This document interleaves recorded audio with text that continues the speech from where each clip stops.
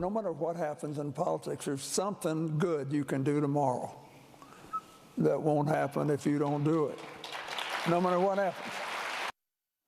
Well, former President Bill Clinton and Secretary Hillary Clinton continued celebrating the 20th anniversary of the Clinton Presidential Center during the Compuris Lecture at the Robinson Center today.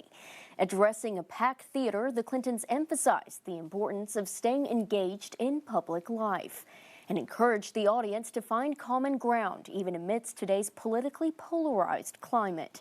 They urged individuals to engage in meaningful dialogue with those holding opposing views. The event featured a panel discussion with former Clinton White House staffers and cast members from the popular NBC series The West Wing, who are still all involved in public service.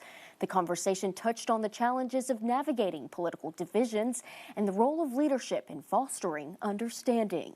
The real West Wing, the losses, I think, piles up even more so, and yet they keep battling and they keep fighting, and that's what I think the President and Madam Secretary talked about today, was that there are things to do. Every day we can do a thing that can make ourselves and others feel better, and that's what we should keep working for.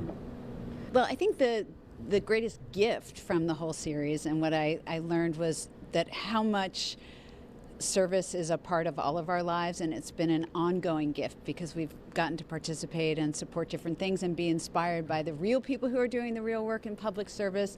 And being here today has been such an incredible inspiration and has certainly filled me with hope.